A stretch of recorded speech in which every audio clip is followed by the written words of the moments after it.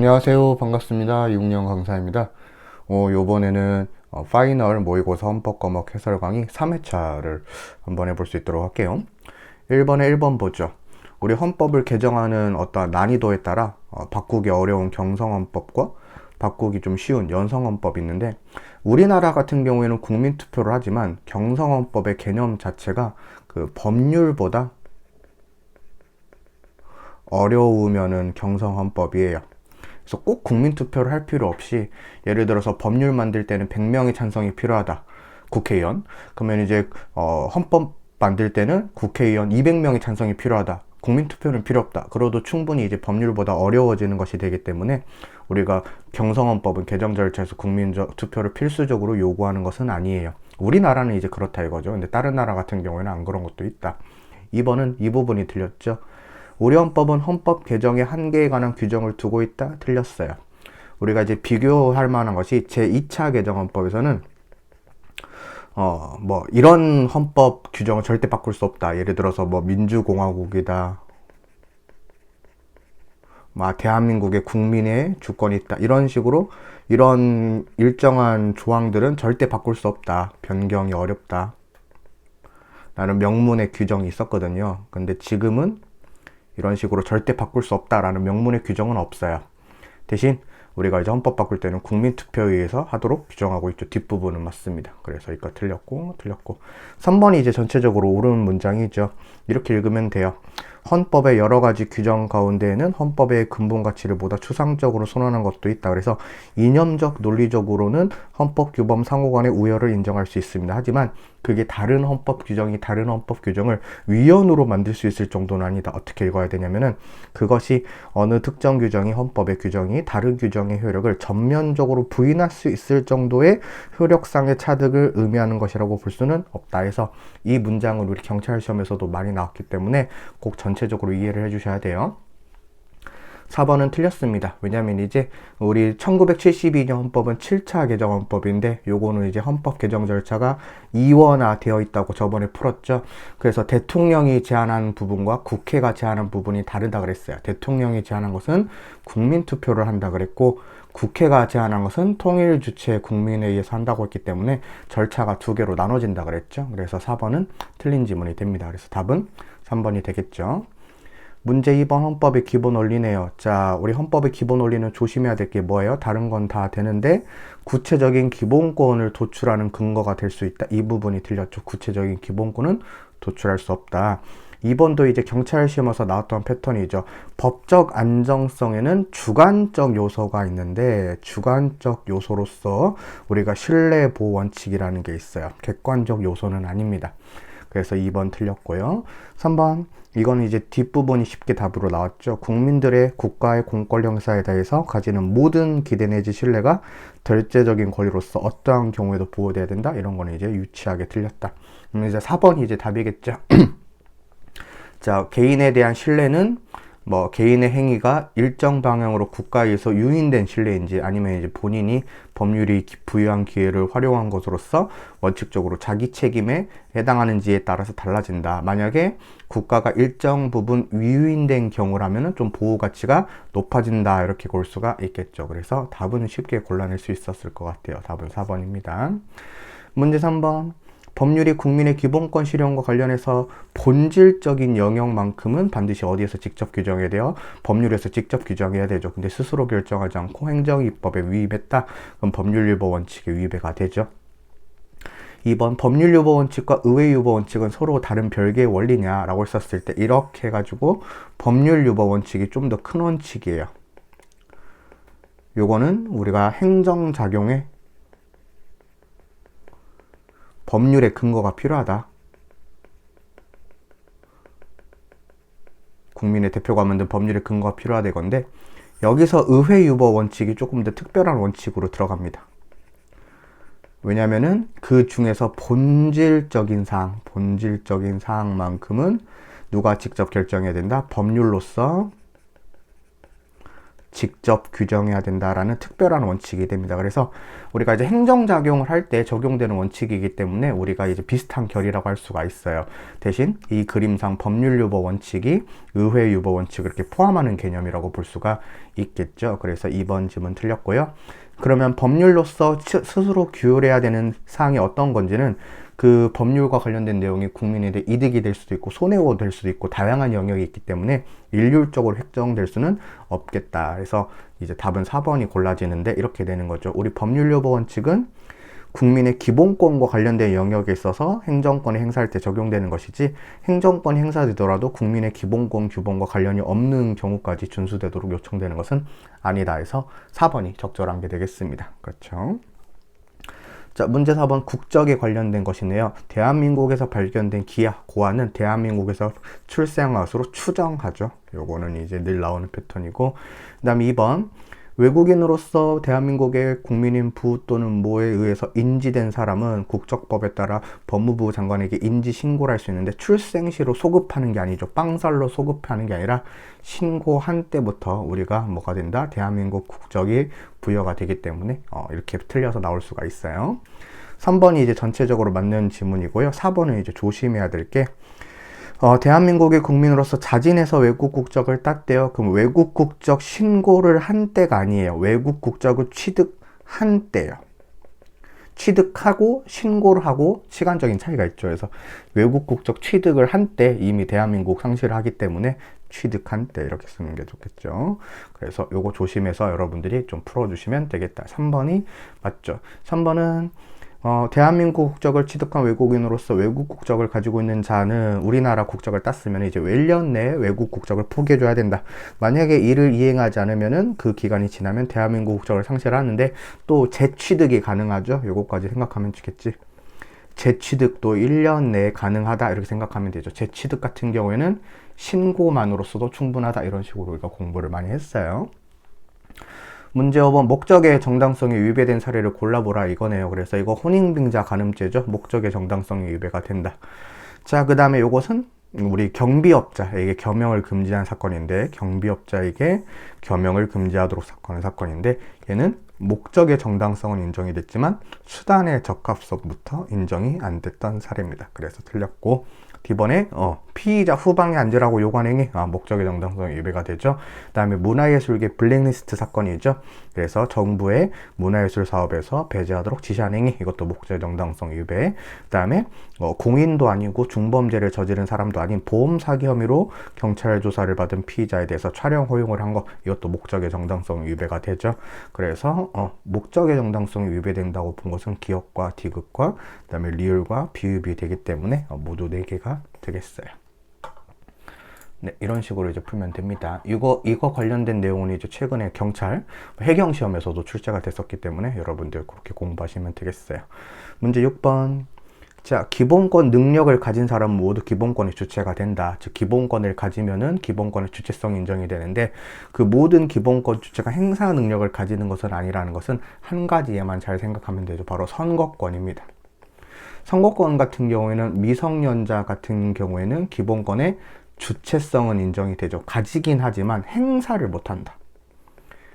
행사하는 능력이 제한이 된다. 왜냐하면 18세로 제한이 돼 있으니까. 그 다음에 2번. 인간의 권리로서 외국인에게도 주체성 인정되는 일정한 기본권을 불법 체류 여부에 따라서 그 인정 여부가 달라지는 것은 아니다. 맞는 지문이 되겠습니다. 그 다음에 3번. 정당은 단체죠. 근데 생명, 신체, 안전에 관한 기본권 침해, 미국산 쇠고기를 먹으면 아플 수도 있다. 이것은 사람만 청구할 수 있는 기본권이기 때문에 정당 같은 단체에게는 인정될 수 없겠죠. 요것이 이제 3번이 틀렸고요. 그 다음에 4번은 원칙을 물어보고 있어요. 국가나 국가기관 또는 국가조직의 일부나 공법인은 원칙적으로는 우리가 기본권의 소지자가 아니라 수범자이기 때문에 원칙적으로 헌법소원 18은 청구할 수 없다 해서 3번이 답이 되겠죠. 기본권의 경합과 충돌. 자, 기본권의 충돌은 말 그대로 이렇게 저 화면을 보시면 쾅 이렇게 충돌하는 것이죠. 그래서 갑이라는 기본권의 주체와 이렇게 충돌해가지고 을이라는 기본권의 주체끼리 충돌을 해요. 서로 다른 기본권의 주체끼리 충돌한다. 기본권의 경합은 뭐예요? 경합? 하나의 기본권의 주체의 여러 개의 기본권이 이렇게 A라고 하면 헷갈릴 수 있으려나? 병이라고 해줄게요. 병이라는 기본권의 단일한 기본권의 주체에 여러 개의 기본권이 경합할 때를 경합이라 하죠. 이거를 우리가 충돌이라고 하고요. 근데 이 기본권이 꼭 다른 기본권일 필요는 없어요. 보통 다른 기본권인데 같은 기본권끼리도 충돌해요. 대표적인 사례가 적극적 단결권과 적극적 단결권이 충돌하는 유니온샵 사건이 있죠. 이게 어떤 사건이냐면은 내가 그 노동조합에 가입을 하겠는데 그 노동조합에 가입을 하기 싫고 친구 있는 노동조합에 가입을 하겠다, 이런 판례인데요. 이런 식으로 충돌하는 기본권이 꼭 다른 기본권일 필요는 없어요. 이렇게 되는 거죠. 그 다음에 3번에 행복 추구권은 보통 여러분들 일반적인 기본권이니까 직업의 자유에 비해서 일반적인 특별한 관계에 있기 때문에 직업의 자유를 판단하면 행복 추구권은 판단 안 할 수도 있다. 이렇게 해가지고 4번이 답이 될 건데, 잘 보세요. 수용자가 집필을 했어요. 이미 그 사람은 글을 썼습니다. 근데 교정시설의 장애 문서의 외부 반출을 금지하도록 규정하고 있으니까 밖으로 보내지 못하게 했죠. 그럼 표현의 자유는 이미 이 사람은 충족이 된 거예요. 대신 밖으로 내보내지 못했기 때문에 제한되는 기본권은 오히려 통신의 자유입니다. 표현의 자유는 이미 이 사람은 달성이 됐다고 볼 수가 있어요. 그 사람이 글을 쓸 수는 있었기 때문에. 그래서 밖으로 못 내보는 게 불편했기 때문에 통신의 자유가 제한되는 거니까 이런 식으로 나온 적이 있었다. 문제 7번에 4번이 답이다. 문제 8번 국가인권위원회네요. 자, 위원장 1명, 상임위원 3명을 포함한 11명은 구성되고 4명, 그 다음에 대통령이 4명, 대법원장이 3명을 지명한다. 맞고요. 2번이 틀린 지문 같네요. 자, 인권의 보호와 형성에 중대한 영향을 미치는 재판이 계속 중이래요. 그럼 법원이나 헌법재판소에 요청을 받아서도 할 수도 있고 자기들이 스스로 필요하다고 스스로 인정할 때, 이럴 때도 가능하죠. 의견을 제출할 수 있죠. 혹시나 의견을 제출한다 이러면 이제 틀린 지문이 될 수도 있으니까 조심하시면 되겠고, 그 다음에 3번 자, 국가인권위원회에서 판단하는 그 기본권은 헌법제 모든 기본권이 아니죠. 기본권의 종류를 막론한다는 게 틀렸죠. 헌법제 10조부터 헌법제 22조까지 기본권만 우리가 진정할 수 있죠. 그래서 3번 틀렸고요. 적절한 것은 아마 1번이 될 거예요. 그럼 4번 그 피의자가 대놓고 싫다고 하면은 또 법률 구조를 요청할 수가 없어요. 그쵸? 그래서 피의자의 명시한 의사에 관계없이 요청할 수 있는 건 아니기 때문에 1번이 이제 답이 되겠다. 네. 그 다음에 문제 9번을 풀어보죠. 네. 정당에 대한 것이죠. 그래서 1960년 우리 그 두 문자는 각본, 정, 중인데 여기서 이제 정당 조항이 신설이 되었죠. 이게 1960년. 오케이. 그다음에 1962년이 인감 극단직인데 이게 극단적인 정당 국가 경향이었죠. 이게 무슨 말이었어요? 대통령이나 국회의원 나가려면 무조건 소속 정당의 추천을 받아야만 된다. 무소속이 안 된다. 극단적인 정당 국가 경향이다. 그래서 맞는 지문입니다. 2번. 자, 여러분들 우리가 정당의 자유는 헌법제 8조에 규정이 되어 있어요. 우리 기본권 규정은 헌법제 10조부터 36조까지인데요. 그러니까 일단 기본권 규정은 아니지만 그래서 우리가 국민의 기본권의 관한장인 제2장에 위치하고 있지 않다는 게 이 말이에요. 제2장에 위치하려면 헌법제 10조부터 39조여야 되거든요. 근데 지금 정당 조항은 8조 1항에 규정이 되어 있기 때문에 여기에 포함이 안 돼 있어요. 여기까지는 맞아요. 근데 8조 1항으로부터 기본권을 도출은 시킬 수 있죠. 바로 정당의 자유를 발견할 수는 있습니다. 그러면은 결국에는 헌법소원 심판을 청구하는 것이 가능해지죠. 그래서 정당의 자유는 헌법에 명시되지 않은 기본권으로서 발견하면 되는 것이기 때문에 기본권성을 인정할 수 있으니까 결국 헌법소원 심판을 청구할 수 있고 정당의 자유로 헌법소원 심판을 청구한 사례가 되게 많죠. 그렇게 생각해도 되겠습니다. 그래서 요거는 틀렸다.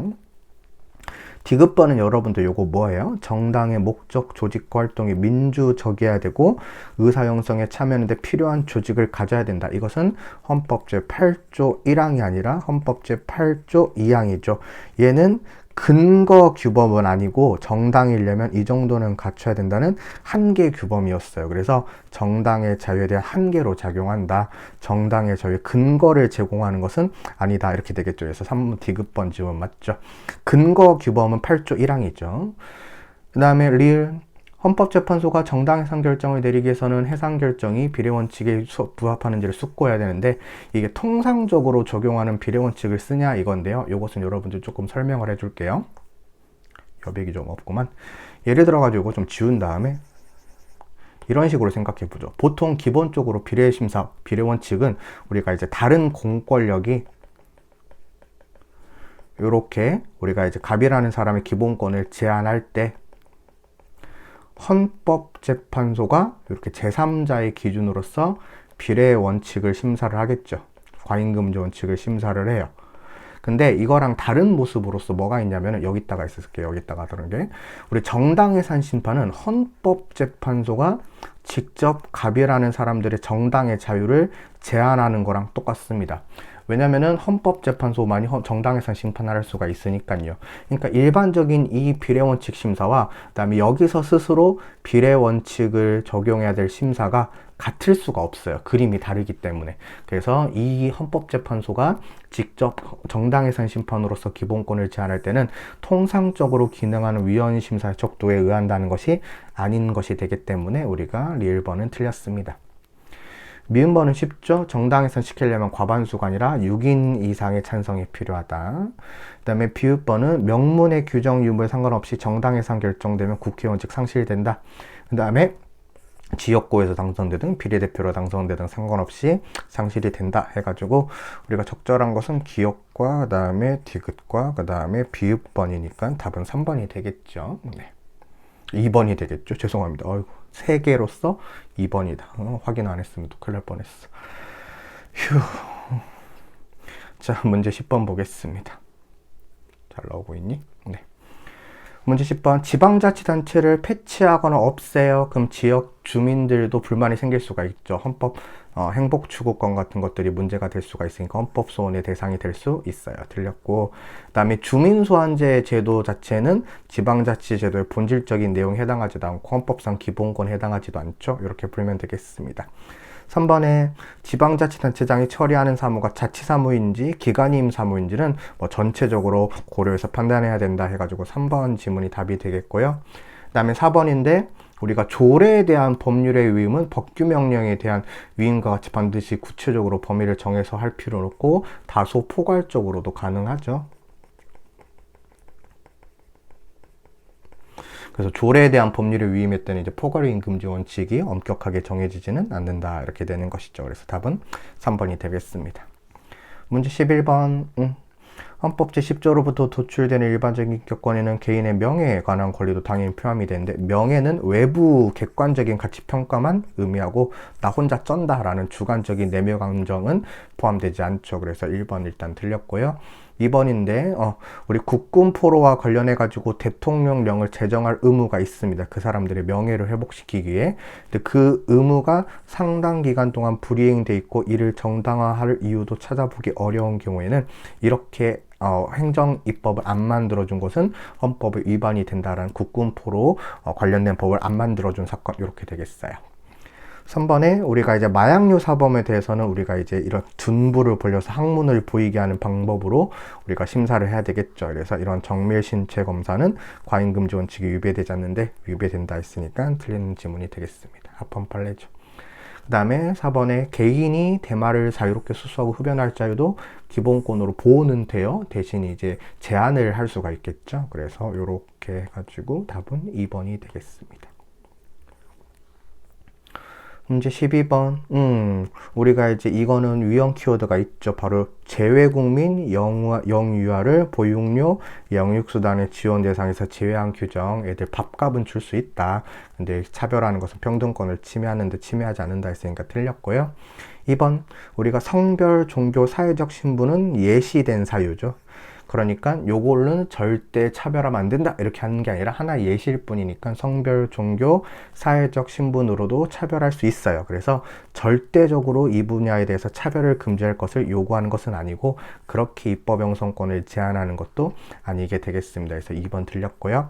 3번인데 평등원칙 위반의 특수성은 대상 법률이 정하는 법률효과 자체가 위헌이 아니라 그 수범자 한 집단에만 귀속돼서 다른 집단과 차별이 발생하니까, 그럼 이제 서로 구분이 되는 두 개의 비교 집단을 기준에 따라서 구분할 수 있어야지 평등권을 판단할 수가 있겠죠. 그래서 3번이 일단 답이 되겠고요.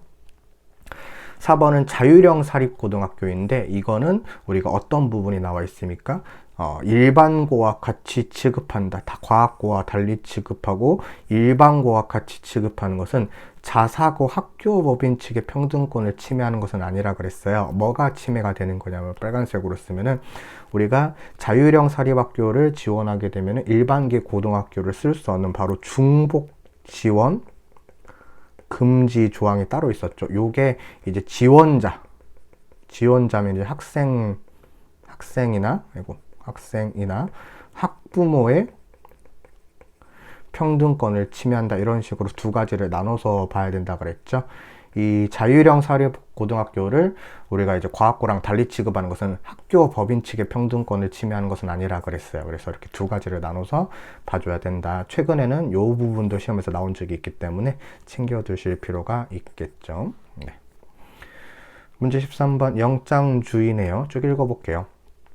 영장주의란 성사절차와 관련해서 체포, 구속, 압수수색, 강제 처분을 함에 있어서는 사법권 독립에 의해서 신분이 보장되는 법관이 발부한 영장에 의하지 않으면 안 된다라는 원칙이기 때문에 중립적인 법관이 구체적인 판단을 거쳐 발부한 영장에 의해야 된다. 맞는 지문이고, 우리가 2번은 그 숨을 호흡기 측정으로 이제 우리가 그 혈중 알코올 농도를 심사할 때 영장을 가져오든 안 가져오든 우리가 호흡을 불어주지 않으면 의미가 없다 그랬어요. 이것을 우리가 당사자의 협력이 필수적이라 그래. 이러면 영장이 있든 어떤 의미가 없으니까 영장주의가 적용되지 않는다. 영장을 필요로 하는 강제처분이라 할 수가 없습니다. 3번 지문은 조심해야 되죠. 자, 여러분들이 알고 있듯이 기지국 수사를 허용하는 통신사실 확인자료 제공 요청 판례는 헌법에 위반은 되지만 우리가 영장이 아닌 법원의 허가를 받도록 하고 있어. 이 법원의 허가가 영장 절차와 똑같습니다. 그럼 이제 헌법상 영장주의 위반은 아니고 과잉금지 원칙에 위배돼서 개인정보 자기결정권 등을 침해하는 판례라고 공부를 해줘야 되죠. 자, 4번은 이 3번 지문과 비교를 해야 되는데요. 바로 전기통신사업법상의 빨간색으로 할게요. 전기통신사업법상의 말이 좀 다르죠? 통신자료 제공 요청 판례입니다. 요거는 요거랑 비교를 꼭 해줘야 돼요. 3번은 이제 그 통신비밀보호법상의 통신사실 확인자료 제공 요청 판례였고요. 4번은 전기통신사업법상의 통신자료 제공 요청 판례였는데, 요거는 임의수사에 해당합니다. 우리가 좀 까다롭죠. 그래서 암기를 좀 해줬어야 되는데, 이런 것들이 이제 최근에 2023년도에 어디 나왔기 때문에 경정승진 시험에서 나왔기 때문에 요거는 또 이거 비교해가지고 영장주의가 여기는 적용이 됩니다. 여기는 영장주의가 적용은 되지만 위배는 아니다 이거고, 요거는 임의수사에 해당하니까 영장주의가 아예 적용이 안 된다 이거죠. 그래서 꼭 구별해가지고 봐주시면 좋겠어요. 시험생들이 약자죠. 상대적으로 어쩔 수 없습니다. 개인정보 자기결정권. 자, 모든 신상정보 등록 대상자 등록 정보를 20년 동안 보존 관리하는 거, 개인정보 자기결정권을 침해한다. 죄송합니다. 그 다음 2번은 유죄 판결이 확정된 자로 신상정보 등록 대상자가 되도록 규정인데 어떤 범죄 빼고는 다 펀이에요. 통신매체 이용 음란죄 빼고는 다 펀인 판례이죠. 요거는 이제 카메라 이용 촬영죄니까 헌법에 위배되지 않는다 해서 2번 일단 답으로 고를 수가 있겠고요. 3번도 위헌 키워드 바로 보이네요. 형제자매에게 가족관계 등록부 등에 대한 증명서 교부 청구권을 부여하는 거 헌법에 위반이 된다. 오케이. 4번. 자, 법원에서 불처분 결정된 소년부 송치 사건에 대해서 뭐를 규정을 안 했냐면 수사 경력 자료의 삭제와 보존 기간에 대해서 규정을 안 했어요. 이러면은 법원에서 불처분 결정을 받았음에도 불구하고 소년부 송치 사건이 평생 수사 경력 자료가 남게 되니까 낙인이 찍혀지게 되는 문제가 생기게 돼요. 성인 같은 경우에는 수사 경력 자료 삭제와 보존 기간이 존재하죠. 그러니까 지워주는데, 소년범도 불송치 결정을 받았음에도 불구하고 어떻게 해버렸으니까 이런 식으로 수사 경력자를 보존기간을 두지 않아 버렸으니까 평생 이제 죽을 때까지 그 기간이 남게 되죠. 이런 것들은 개인정보 자유정권을 침해하는 판례다라고 여러분들이 공부를 많이 했어요.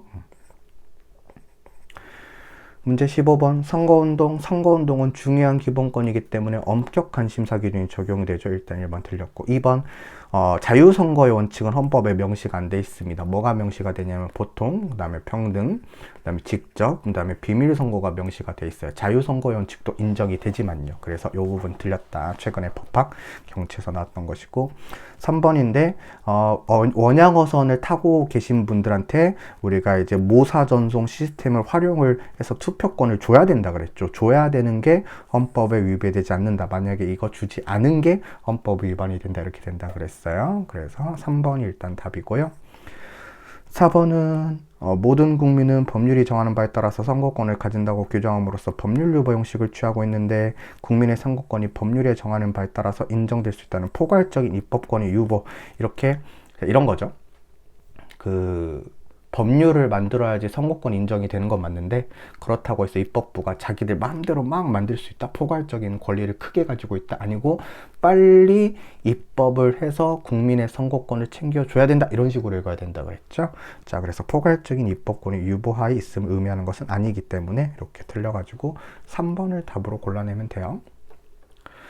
문제 16번. 자, 이 사람은 요거를 골라내면 되는데 아동학대 관련 범죄로 벌금형이 확정된 날로부터 10년이 지나지 않은 사람은 어린이집을 설치할 수 없거나 근무할 수 없고, 이렇게 10년간 재격을 재교부받지 못하도록 규정한 것은 헌법 위반이 되는 판례입니다.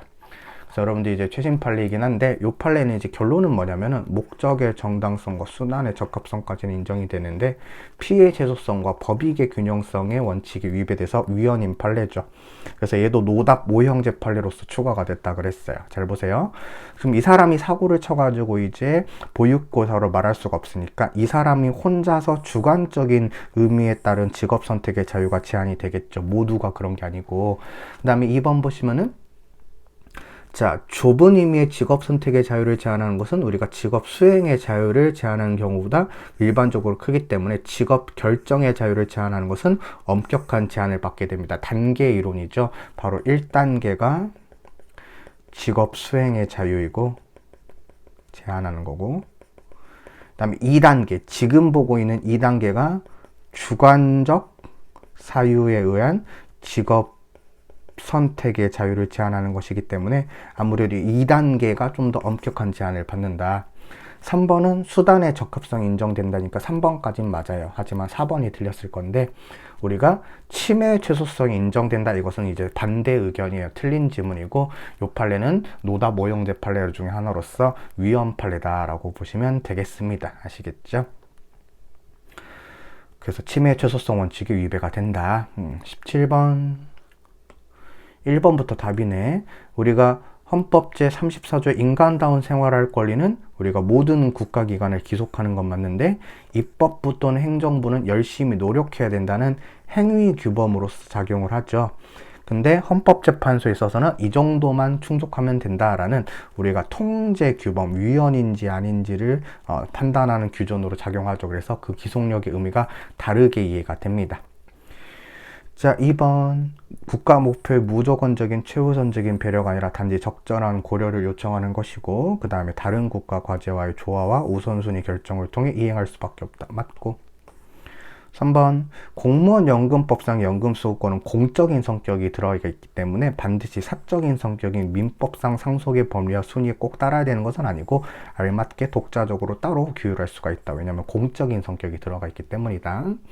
4번. 공무원 연금법상의 연금수급권은 헌법에서 나오긴 하지만 헌법에 몇 급에서 몇 급으로 퇴직했을 때 얼마를 줘야 된다라는 게 직접적으로 규정은 안 돼 있어요. 그래서 헌법 규정만으로는 실현할 수 없고 법률에 의해서 얼마를 일했으면 얼마를 준다라고 형성이 필요하겠죠. 그래서 법률의 형성이 필요하다. 그래서 답은 1번으로 쉽게 고를 수가 있었다. 18번. 행정부가 사전에 내용을 심사해서 강제 수단을 동원해야지 우리가 뭐가 되는 것이다? 사전검열금지 원칙이 되는데 1번 법원에 의한 것은 사법부에 의한 것이기 때문에 행정부에 의한 것이 아니라서 해당하지 않고 2번이 사전검열제도에 해당해요. 헌법 위반이 되는 거. 그 다음에 3번의 5개 검거물제도는 내용을 심사하는 게 아니라 형식을 심사하는 것이니까 우리가 사전검열제도에 해당하지 않고, 우리가 제한상형과 제도는 등급을 분류하는 제도에 해당하죠.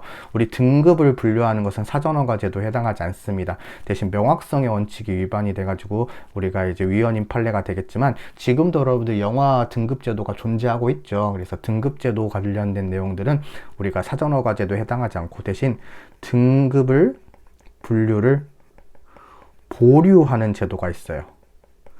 얘는 이제 헌법이 금지하는 사전허가 제도에 해당하기 때문에 이렇게 비교하시면 되는 문제가 되겠습니다. 그래서 2번이 답입니다.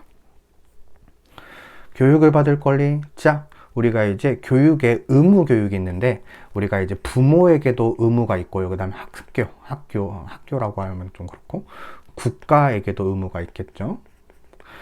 부모도 여러분들 학생들을 교육시켜야 될 의무가 있고요. 그 다음에 국가도 학생들을 교육시켜야 될 의무가 있지만, 국가에게 요구되는 측면이 더 크겠죠. 그래서 국민에 대해서 보호하는 자녀들을 취약시키도록 한다는 의무 부과의 면도 있지만, 국가에게 조금 더 의무 부과를 한다는 측면이 더 중요한 의미를 가지고 있습니다. 그 다음에 학교용지 부담금 판례는 우리가 주택의 수분양자들에게 부과 징수하는 것은 헌법에 위배가 되죠. 대신 누구에게 징수하는 건 괜찮아요. 개발 사업자에 대해서 학교용지 부담금을 부과하는 것은 괜찮죠. 이 두 가지가 비교되는 판례가 되겠네요. 그래서 이렇게 맞는 것이고, 사립 유치원 같은 경우에는 헌법상 우리가 지원해 줘야 될 필요가 없겠죠. 그래서 4번이 답입니다. 쉽죠. 문제 20번. 여러분들 국가배상법에서는 소멸시효 규정이 직접 없고 민법 규정을 준용하도록 하고 있습니다. 그리고 뭐도 합헌이냐면은 우리가 국가배상법 소멸시효 3년 또는 5년이잖아요. 이렇게 소멸시효를 이렇게 둔 것도 헌법에 위배되지 않습니다. 2번. 우리 국가배상법상의 공무원의 직무에는 우리가 행정주체가 사경제 주체로서 활동하는 것은 포함되지 않습니다. 이것은 국가배상법의 문제가 아니라 일반 민법상의 문제였어요. 그 다음에 3번. 자, 동의를 했어요. 그럼 배상 결정이 있었습니다. 그럼 재판상의 화해 효력을 부여하는 것은 헌법에 위배가 되는 판례죠. 특수임무수행법에서 동의했을 때 재판상 화해 효력을 부여하는 게 합헌인 판례가 있었어요. 우리 그거 한번 풀었었죠. 그 다음에 4번. 우리가 직무집행인지 여부는 누구의 의사에 따라서 봐야 돼요? 그 피해자인 국민에 따라서 봐야 돼요. 그래서 그 공무원이 직무를 수행한다 안 한다라는 주관적인 요소가 중요한 게 아니라, 행위자의 주관적 요소를 고려하는 게 아니라 그 객관적으로 이게 직무집행인지 아닌지, 이게 여러분들 어떤 판례랑 관련이 돼 있겠어요? 바로 교통 할아버지 판례랑 관련이 돼 있겠죠. 교통 할아버지는 여러분들 원래는 공무원이 아니기 때문에 우리가 공무원이 아닌 사람에 대해서 행위가 국가배상이 성립할 수 있느냐, 이 문제가 되는데, 그 우리 운전자들 입장에서는 이렇게 모자 쓰시고 하얀 장갑 끼시고 이렇게 수신호 주면은 아무래도 그분도 경찰 공무원으로 보인다 이거예요. 그러면은 국가배상 청구권이 성립을 하는 좀 외부적인 요인으로 봐야 된다 그랬어요. 그래서 주관적인 의사를 고려하는 것은 아니다. 그래서 피해자 국민 입장을 좀 더 고려하기 위한 제도라고 보시면 되겠습니다. 그래서 틀렸다.